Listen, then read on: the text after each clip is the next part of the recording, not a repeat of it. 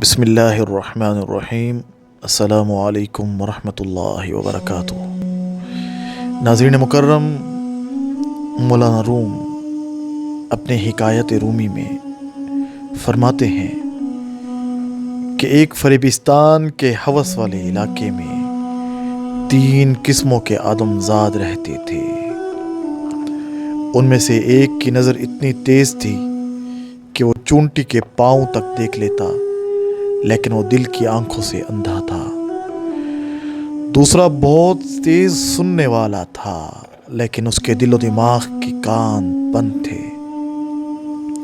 اور تیسرا پیدائشی ننگا تھا، لیکن اس کے کپڑوں کے دامن بڑے بڑے اور دراز تھے۔ سمجھنے والے کو شاید اس ویرانے سے کوئی خزانہ ہاتھ آ جائے۔ ایک دن اندھے نے کہا کہ یارو، آدمیوں کا ایک گروہ آ رہا ہے، اس سے پہلے کہ وہ ہمیں نقصان پہنچائے۔ ننگے نے گھبرا کر کہا کہ بھائیوں، مجھے خوف ہے کہ وہ لوگ کہیں میرے قیمتی کپڑے ہی نہ لے لیں۔ اندھے نے کہا، لو وہ تو قریب آ گئے، ان کے ارادے مجھے کچھ اچھے نہیں لگ رہے، کہیں ایسا نہ ہو کہ یہ ہمیں نقصان پہنچا دے۔ بہرے نے کہا کہ آواز تو بہت نزدیک سے آتی جا رہی ہے، ہوشیار ہو جاؤ۔ ننگے نے کہا، بھاگو بھاگو، میں سب سے زیادہ خطرے میں ہوں۔ تینوں آگے پیچھے دوڑتے بھاگتے شہر سے باہر پہنچ جاتے ہیں اور ایک گاؤں کے قریب پہنچ گئے۔ بھوک کے مارے ان کا برا حال تھا۔ اندھے نے ایک موٹا تازہ مرغ دیکھا، بہرے نے اس کی آواز سنی اور ننگے نے اس کو پکڑ کر اپنے دامن میں چھپا لیا۔ یہ مرغ کافی عرصے سے مرا ہوا تھا، یہاں تک کہ خشک ہو چکا تھا۔ اس کے مردہ جسم پر گوشت نام کی کوئی چیز نہیں تھی، اس کی ہڈیوں پر کوے کی چونچوں کے نشان تھے۔ پھر یہ تینوں ایک دیگ ڈھونڈ کر لائے جس کا نہ منہ تھا اور نہ پیندا۔ اس ہوس کے دیگ کو انہوں نے چولہے پر چڑھایا اور اس موٹے تازے مرغ کو اس میں ڈالا۔ پھر انہوں نے ظلم و زیادتی کی اس قدر آگ جلائی کہ مرغ کی ہڈیاں گل کر حلوہ بن گئی، البتہ ان کے ضمیر کو حرارت چھو کر بھی نہ گئی۔ اور تینوں اس مرغ پر ٹوٹ پڑے اور کھا کھا کر ہاتھی کی طرح موٹے ہو گئے، مگر ذہنیت ان کی اتنی پست تھی کہ وہ ظالم موٹاپے کے باوجود بے شرمی کے دروازے کے باریک سوراخوں سے آسانی کے ساتھ گزر جاتے۔ ناظرین مکرم،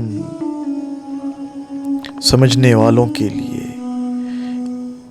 اس واقعے میں بہت سے نکتے چھپے ہیں کہ جھوٹی امید کی مثال بہرے کی ہے جو دوسروں کے مرنے کی خبر تو سنتا ہے مگر اسے اپنی موت یاد نہیں رہتی۔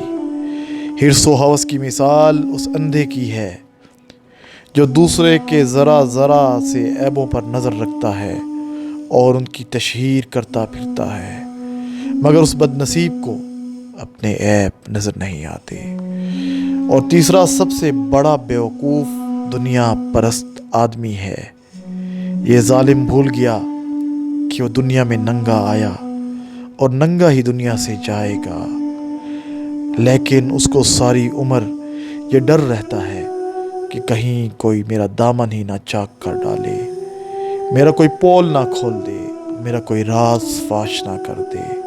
حب مال نے، یعنی مال کی محبت اس کی دل و جان میں اتری ہوئی ہے اور وہ ساری زندگی چور کے خوف سے ڈر ڈر کر گزارتا ہے۔ ایسے آدمی کو موت کے وقت سب کچھ پتہ چل جائے گا۔ دنیا پرستوں کو حرص نے اندھا اور بہرا کر رکھا ہے۔ دنیا پرست حرام و حلال کا لحاظ کیے بغیر دونوں ہاتھوں سے اپنا دوزخ بھرتے رہتے ہیں۔ حیرانگی کی بات ہے کہ ان کو سب پتہ ہے کہ ایک نہ ایک دن مرنا ہے۔ یہ جو ہم دونوں ہاتھوں سے سمیٹ رہے ہیں، ان میں سے ایک چیز بھی ہمارے ساتھ نہیں جائے گی، اور جس چیز نے ہمارے ساتھ جانا ہے ہمیں اس کا کوئی پتہ نہیں۔ یہ دنیا ایک سرائے کی مانند ہے اور اس سرائے میں کئی نسلیں ٹھہری اور پھر اپنے اصلی وطن کو لوٹ گئی، مگر ان عقل کے اندھوں کو یہ بات یاد ہی نہیں، جہاں عارضی رہنا ہے وہاں بڑے اہتمام کے ساتھ رہنے کا انتظام کر رہے ہیں، اور جہاں دائمی رہنا ہے وہاں کی انہیں کوئی خبر ہی نہیں۔ ناظرین مکرم، انسان کو اخلاقی اقدار کی پاسداری کرنی چاہیے، ورنہ مرتے وقت پچھتاوا اس کا مقدر بن جاتا ہے۔